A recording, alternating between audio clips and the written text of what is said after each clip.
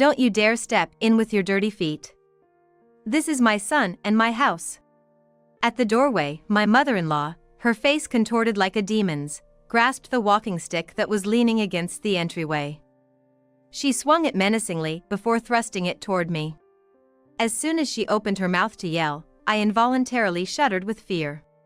This house was built with the intention that my mother-in-law, my husband, my son, and I would all live together. Having just finished, I was in the process of moving in our belongings when I was greeted by these harsh words from her. My husband had agreed to her request for a brand new wheelchair-accessible house because she didn't want to live alone at her old age, which had led to the decision of us living together. I was reluctant, but it was a done deal. Yet, here she was, spewing venom with a face so vile it seemed she might spit on me. Listen, let me be clear, I've never once considered you a part of this family. A winner, unclean, stingy, poorly educated, you're such a stupid woman. She yelled loudly enough to be heard by the neighbors, as she snatched the baggage from my hands. Throughout the years, she had been consistently malicious to me. She would come to our house unannounced when my husband was away, nitpicking my housekeeping or throwing away items just to spite me. This abuse had been ongoing since our marriage, causing me distress and making me dread the sound of the doorbell or a phone ring. At this moment, my husband was still in the car organizing stuff, leaving me to face her alone. She took full advantage of this, saying and doing as she pleased. If you really want to live in this house, you must promise to obey me absolutely. If you do anything without my permission, I won't tolerate it. I'll kick you out immediately. Her words were filled with such spite that they turned my grief into rising anger. There was no way I could live with such a person. Without a hint of a plea for cohabitation in my voice, I turned on my heel. Understood. I'm leaving. But just so you know, the husband and son you're so eager to live with won't be coming to this house either. My name is Catherine. I'm a 39-year-old who works as an office clerk while raising my elementary school son. I met my husband, Joseph, at the same company. Despite his busy role in sales, he has always been calm, and instead of using us office staff as an outlet for stress, he has always been considerate. His good nature is well known within the company, and it has led to him being trusted with even bigger responsibilities. Once, at a company drinking party, I drank too much as pushed by my boss, and I felt sick on the way home. Despite not being a young new employee, the embarrassment of not being able to drink properly compounded my shame, and I curled up alone, away from the group. That's when Joseph, concerned about me, came over to check on me. Catherine, did you drink too much? Are you okay? Trying not to be a burden, I desperately shook my throbbing head from side to side. I'm fine. Sorry for messing up at the company's party. While enduring a headache and nausea, I tried my best not to trouble him, but Joseph ended up taking care of me. He brought me a glass of water and a wet towel, and eventually, he drove me near my home. At that time, I already had feelings for Joseph, somewhat like a crush. That's why I felt even more embarrassed about making a fool of myself. However, this incident actually brought us closer together. From the next day, Joseph started talking to me more, and a few days later, he asked me out for a meal. After several dates, he confessed that he had been interested in me since before that drinking party. The thoughtful and well-respected Joseph is interested in me? I was surprised, my hands froze for a moment, and then I said, I'm happy. I've been interested in you too, Joseph. Tears of joy fell down my cheeks. That's how our relationship began, and after a few years of dating, we got engaged. It was the day we went to greet his parents at their home. When we visited the house, his mother opened the door for us. However, there was no smile on her face. She silently opened the door and only greeted Joseph. I might have a hard time getting along with this mother-in-law. The moment I first met her, I had that intuition. Even afterwards, the mother-in-law looked sullen as she walked down the hall with Joseph, glancing back at me or placing my teacup roughly when serving tea. When I tried to enter the kitchen to help, she snapped, I don't need your help. Please stay out. However, she didn't spoil the greeting atmosphere in front of everyone, and since the father-in-law was very kind, we were able to proceed with the marriage talks without any issues. Perhaps the mother-in-law didn't know how to behave towards the first woman her son was bringing home. I told myself that maybe that was the case.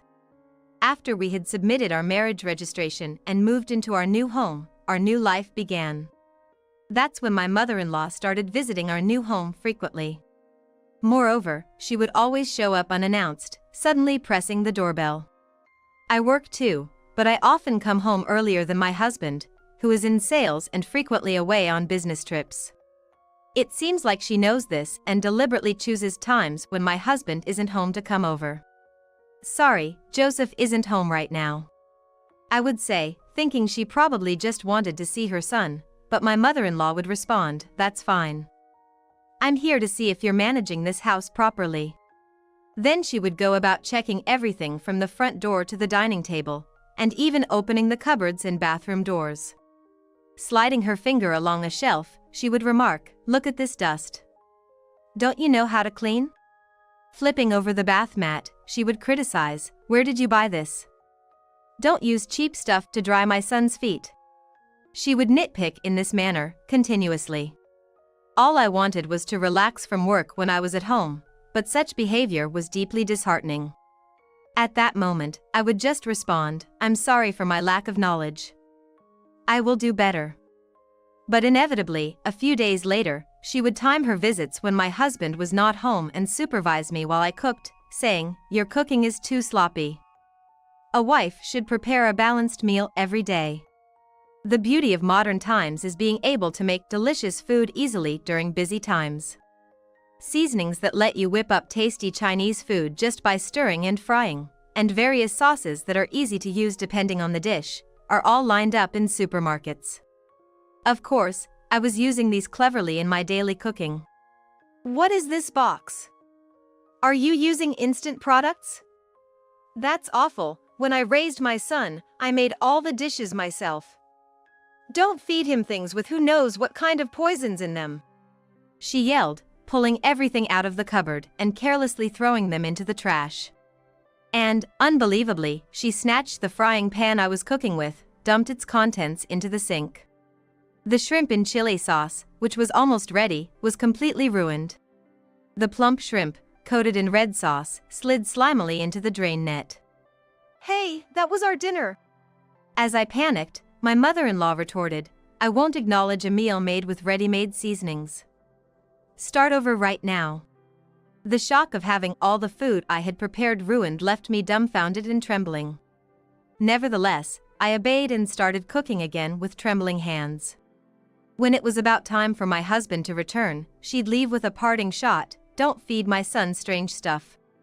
There was nothing I could do about the discarded food, but I felt too sad to let go of the seasonings. I picked up what seemed usable. The items in boxes or unopened jars were fine, so I wiped them down and put them away neatly.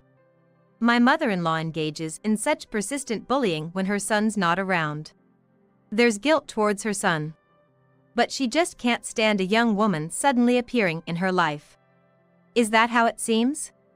After she left, I went to check the bathroom and discovered that the contents of a brand new shampoo bottle had been completely emptied.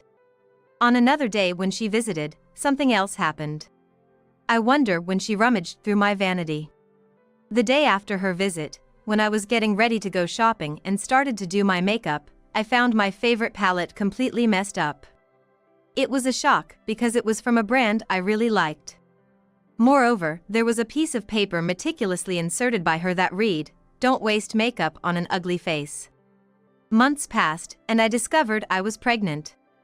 When we visited my in-laws' house to share the news, my mother-in-law ignored me when no one else was looking.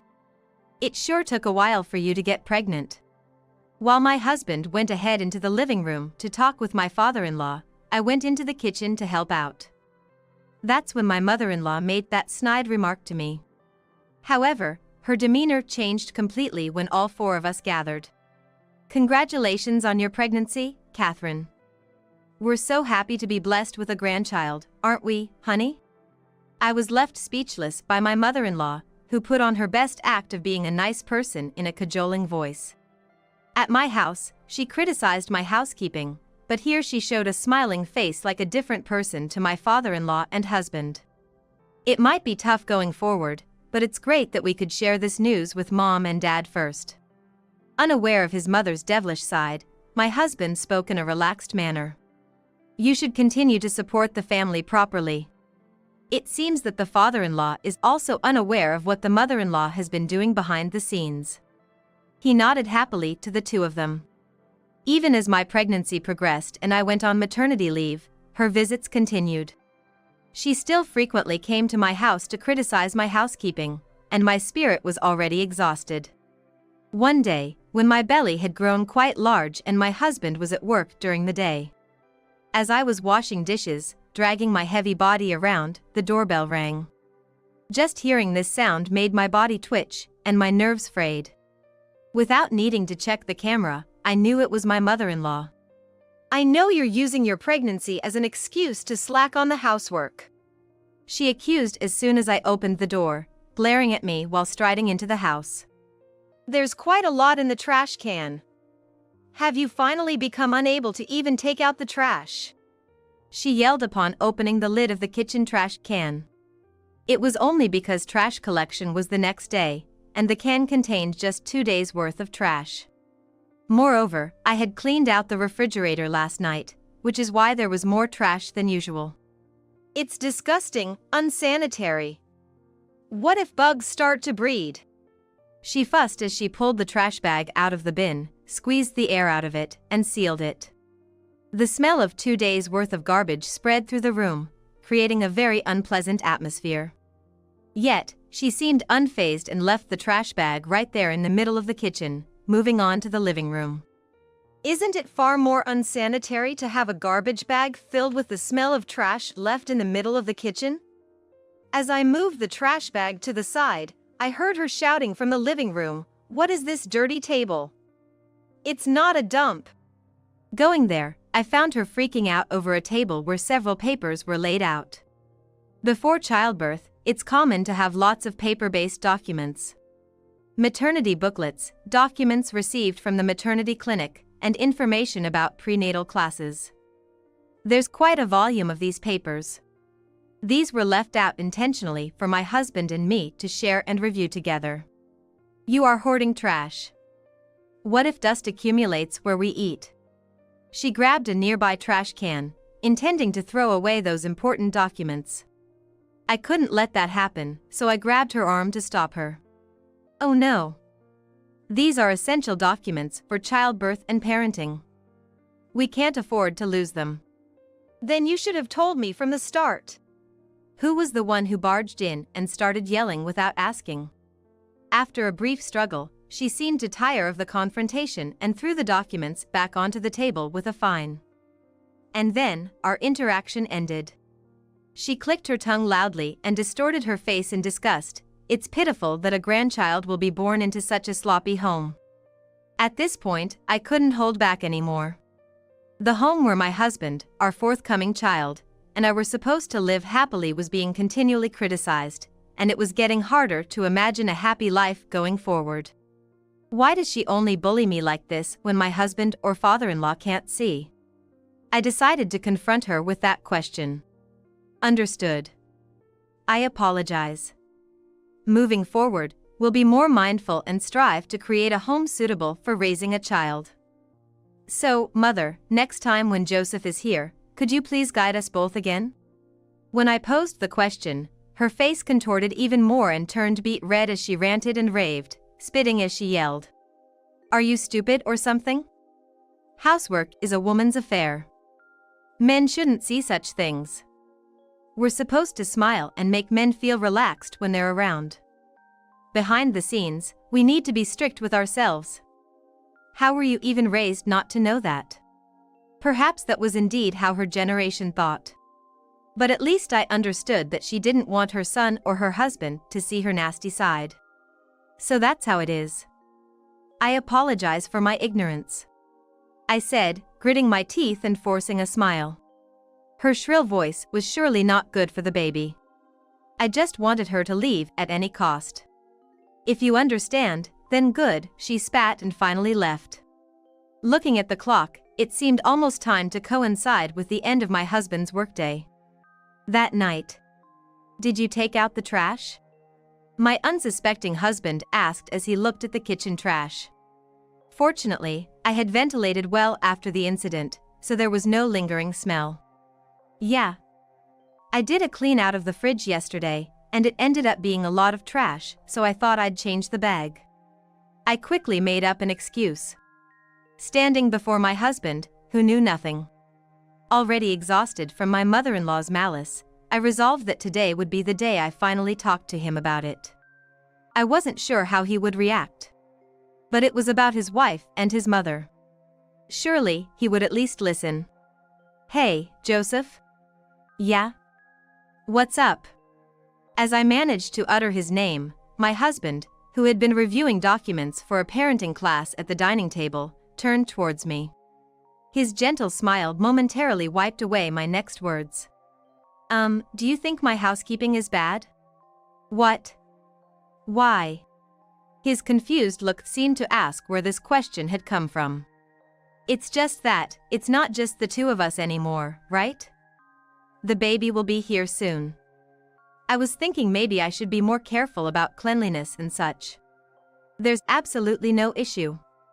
You always keep things clean, and there's no mold around the water areas. You've been working, and with the pregnancy and all the morning sickness and other difficulties, you're always doing your best. Thank you. His kind words nearly brought me to tears. Especially after enduring the bashing from my mother-in-law, his words resonated deeply. It felt like a rescue. And yet, I still couldn't bring myself to speak about his mother. She always played the kind person in front of him. What if he didn't believe me if I suddenly brought it up? What if not only my mother-in-law, but also my husband became adversarial? That would be far more painful than the current situation. If that's the case, I'd rather not stir up any unnecessary conflict. Moreover, his kindness and attentiveness hadn't changed, not at the company, not at home, and not since we got married. Even if I told him about his mother and he believed me, it would then deeply worry him. He might feel torn and distressed because it involves his own parent. He had been working harder than ever, especially since I started my maternity leave, to provide for our upcoming family. I didn't want to add to his stress. He was so important to me, and I didn't want to be a burden. However, my stress wouldn't just disappear, so I decided that, especially right before and after the birth, I would go back to my parents' house for a while to have the baby there, away from my mother-in-law. Many people opt for childbirth at their parents' home, and without needing to discuss her behavior in depth, my husband quickly agreed to it. It's only natural to want to be with your own parents during such a tough time. I'll take care of work and everything at home while you're away, so don't worry and just take it easy.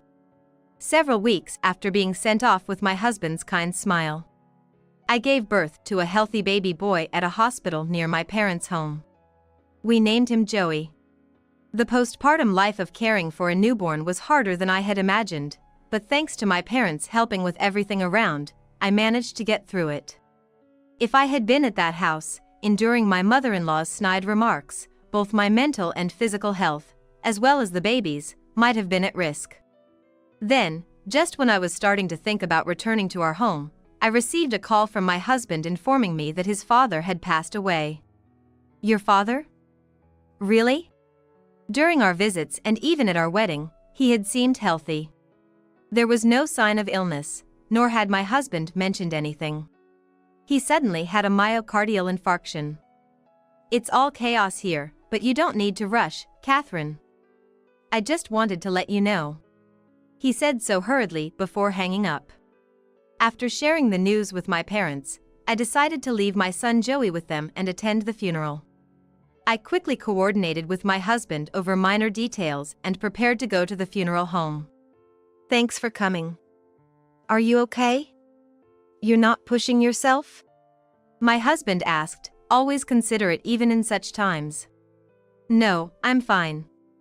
It must be hard on your side too. I'm sorry I can't be more of a help. My husband told me not to worry about it as I apologized. After offering our condolences, he said he had family matters to attend to and went to the back. That's when it happened. A sudden, strong impact hit my back. It was as if I had been punched, and I instinctively turned around to find my mother-in-law, dressed in morning clothes. Ah, it seems the harassment is about to start again. Upon this encounter, I felt a dark fog descending over my heart. Oh, there's Catherine. I'm so sorry, dear.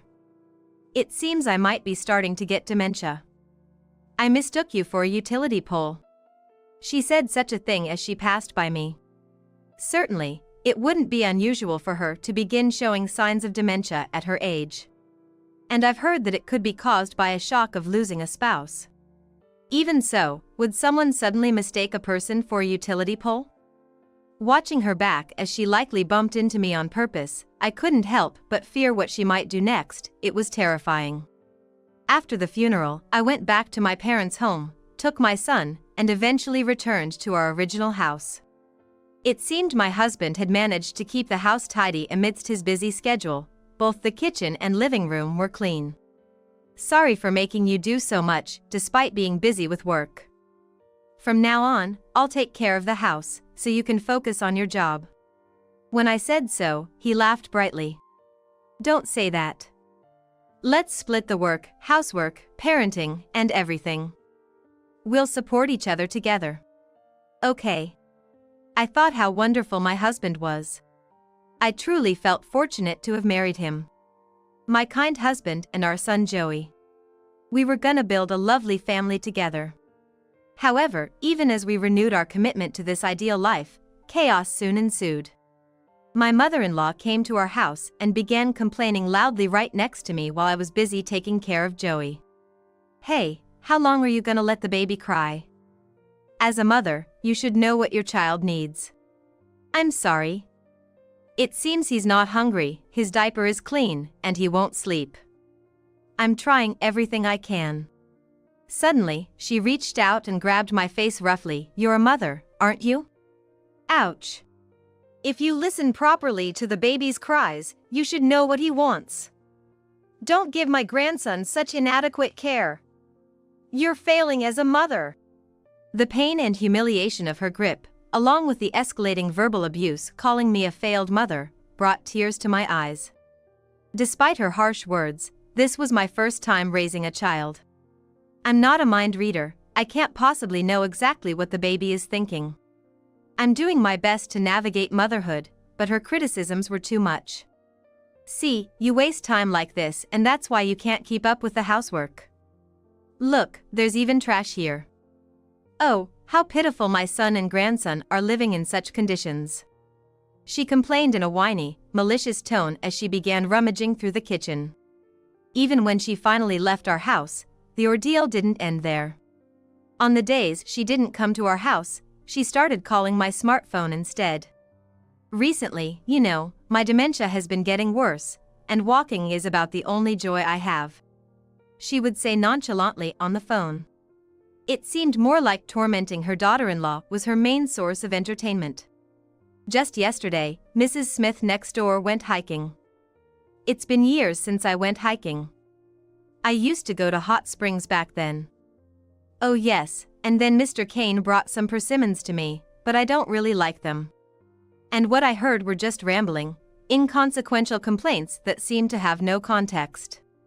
Listening to these aimless gripes while caring for a baby under 1-year-old was unbearable. It was unclear whether it was genuinely due to dementia or if she was intentionally irritating me, which made it all the more frustrating. So, reluctantly, I gave him some cookies in return. Hey, are you listening? She would snap if my responses seemed even slightly distracted. It wasn't because of dementia. This was definitely a new form of abuse. Amidst all this, our son was growing up quickly, and by the time he was 2, he started to pick up words little by little. The visiting mother-in-law doted on my son, generously giving him the sweets I usually limited due to nutritional concerns. My son happily exclaimed, "Delicious," while she looked on, pleased with herself. The snacks were exactly the type packed with sugars and additives, the kind I tried to avoid. At such moments, she'd pointedly ask my son in front of me, "Who do you like more, mommy or grandma?" It was clear she was using sweets as bait, aiming to make my son say he preferred her over me, which was quite distasteful. I quickly stepped in between my troubled-looking son and my mother-in-law, saying, "Please don't bother him too much. Also, we usually limit his sweets intake, so it's problematic if he eats too many." She snapped back, "What's the harm in spoiling him once in a while? Don't you want your grandson to love you?" Then, turning to my son, she said, "Mommy is scary, isn't she? Don't worry, Grandma will be nice to you." This is the worst. I really wish she wouldn't say such inappropriate things to my son. But, when my husband entered the scene, she instantly switched back to playing the doting grandmother. Grandma is so happy to see healthy little Joey. With her around, I strived to ensure my son wasn't left alone with her, to avoid any further inappropriate feeding or indoctrination. Is there no way out of this? If this continues until she passes away. I find myself battling terrifying thoughts time and again, trying desperately to push them away. My heart has been worn down that much. I've reached my breaking point, yet I haven't been able to talk to my husband about it.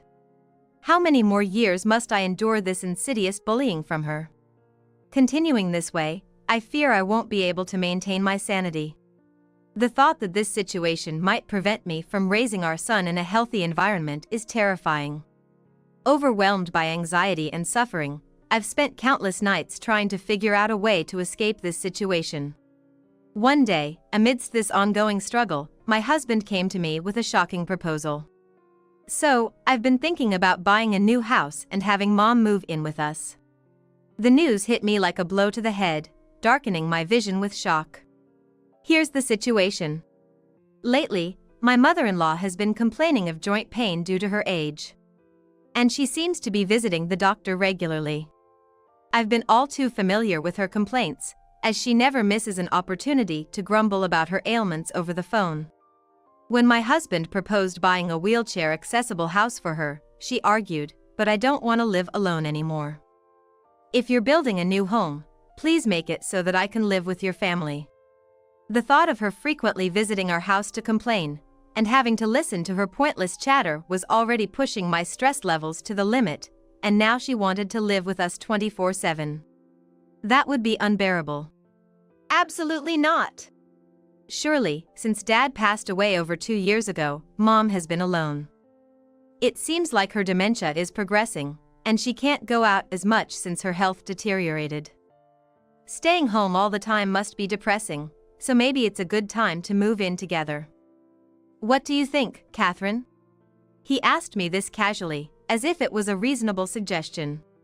This was my moment to reveal everything and refuse the arrangement. However, I couldn't bring myself to do it. Instead, I responded like this. "That sounds fine. We owe it to your mom, and I'm concerned about her health. Let's sit down together and discuss the details of the new house." My husband was thrilled with my agreement. As he took my hand and thanked me, I silently apologized in my heart. Because the life he envisioned with his mother and us under one roof was unlikely to become a reality. A few months later, the house my mother-in-law wanted was completed.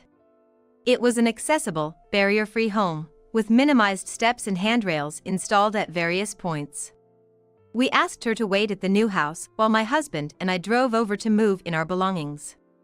At this time, I had already informed her over the phone that I would be coming over alone, ahead of everyone else. Probably, things would go smoothly. I couldn't help but smirk to myself at the thought. As I got out of the car and rang the doorbell, an irate mother-in-law greeted me with a fierce expression. "Hello there." As I greeted her with a feigned innocent expression, she overlaid my voice by shouting in a low tone. "This is my son's house. Don't you dare step in with your filthy feet." She gripped her walking stick at the doorway, brandishing it at me. The stick, meant for safe walking, was not intended as a weapon. Dangerous. "Listen, I've never once considered you a part of this family. A winner, unclean, stingy, poorly educated, You're such a stupid woman and I'll never accept you. She shouted loud enough for the neighbors to hear, snatching the baggage from my hands. I've been lonely since I lost my husband. I just want to live with my son and grandson. I don't want you to be here. Just seeing your face makes me sick. That was fine by me. I feel the same way about not wanting to see your face. If you insist on living in this house, then you must promise absolute obedience to me. You will follow my way of doing housework, parenting, everything. From where you place a bowl, to the pattern on a towel, to where you walk. If you do anything without my permission, I won't tolerate it. I'll throw you out immediately. I see, that must be tough. It must be difficult to live like that. Just thinking about it was stomach-turning. If you don't like it, then leave now. Go and wander the streets alone, away from my son Joseph. I wonder if she has said everything she wanted to say. After a bout of ranting that seemed to satisfy her, my mother-in-law let out a sigh and relaxed her shoulders. At that moment, I stealthily manipulated my smartphone in my pocket. What are you doing? Oh, just picking up some trash that was in my pocket. While I feigned ignorance, my husband, who had just gotten out of a nearby car, approached us. His expression was not the usual smile he showed to his mother or me. It was dark and tense. Mom, have you really been treating Catherine like this all the time? Joseph asked in a low voice. Seeing this, my mother-in-law gasped and staggered back, her eyes widening like a character in a comic book. She stumbled backwards as if she might collapse from the surprise. I had to suppress a laugh at her exaggerated dismay. And to think I didn't know you were doing this behind my back. To find out that you've been this mean and cunning, it's shocking and disappointing. It's a misunderstanding. We were just greeting each other normally. Maybe you were hiding somewhere? Maybe the distance made it sound strange. In front of my desperately scrambling mother-in-law, he and I simultaneously pulled out our smartphones to show her. That's right. From the moment I got out of the car, we had kept the call going. The smartphone was in my pocket. My husband heard every word shouted loudly by his mother. When Catherine said she wanted to keep the call open, I didn't understand why, but I'm glad I went along with it. Now I know how terribly she has been treated. It's not true. Please believe me. There was dirt there, see? Catherine's shoes got dirty because of it. She seemed so apologetic that I was just suggesting she fix it, that's all I was doing. With her face turning pale, she repeated her strained excuses, her eyes pleading in a sycophantic manner. No matter what you say now, it's useless. It's strange to mention useless, unclean in advice. And what do you mean by absolute obedience? You haven't been treating my family as humans. I watched my husband angrily confront his mother for my sake. This plan was, in a sense, a gamble. I had asked him to listen in on my conversation with his mother via a call. It was uncertain whether my husband, upon hearing this, would become angry on my behalf or if he would interpret the situation as me being at fault and side with his mother. I wouldn't know until I tried. Naturally, I believed in my husband's sense of morality and trusted that he would support me once he knew the truth, but there was still a slight unease. That's why I felt genuinely relieved when he understood everything from our interactions and chose to stand by me. Marrying him had indeed been the right decision. I can't let someone who disregards my family stay in our lives, even if she is my mother. And to think of the terrible things you've said to my wife, it's no joke. Wait, please. I just wanted to live with you, Joseph, and my grandson Joey. I'm in pain, and I have dementia. Please don't leave me alone, she cried, clinging to Joseph's arm.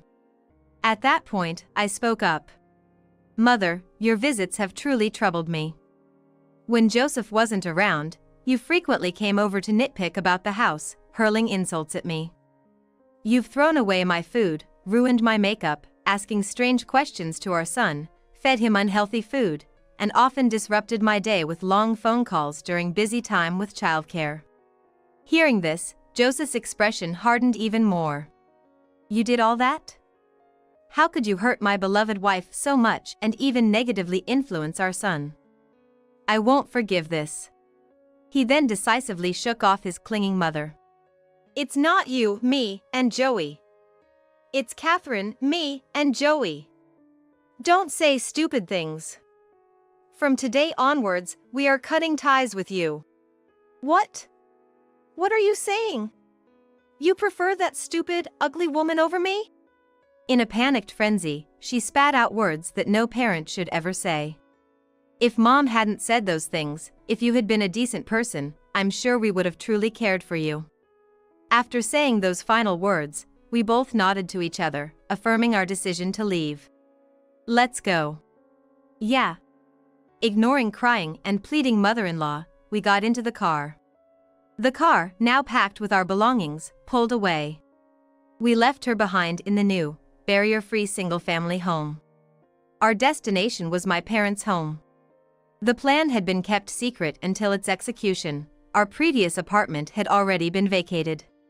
We would be living at my parents' home for the foreseeable future. In the car, my husband sat in somber silence. I, entertaining our son in the back seat, watched him with a slight sense of guilt. I had sprung his mother's true nature on him so suddenly. Declaring estrangement was necessary, but no doubt shocking. I'm sorry for surprising you. But thank you for believing in me. I said so, reaching over the seat. He shook his head, gripping the steering wheel. I should be the one apologizing. You suffered for years because of my mother, and I didn't notice. I blindly believed she was supportive of our family. I'm really sorry for not realizing sooner. He spoke with a sorrowful expression and glanced back briefly, bowing his head. It was clear he truly cared about me. It's okay. Maybe I should have consulted and discussed it with you sooner. I was just too scared. I'm sorry for causing such a fuss. After apologizing to each other several times, the absurdity of the situation made us both chuckle. Thus began our new life at my parents' home. Initially, my husband was a bit nervous about living with my parents, who were the in-laws to him. However, my parents were straightforward and kind-hearted, which soon eased his discomfort. But, still, mindful of my own experience, I made it a point to check in with him every few days, asking, "Are you okay? Is there anything troubling you about living here?" He always reassured me that he was fine, and I made a concerted effort to ensure our home environment remained open and healthy. Our son grew up quickly, reaching the upper class in kindergarten. Whether he remembers the move or the issues with his grandmother is uncertain. He might have vague memories, or he might not remember at all.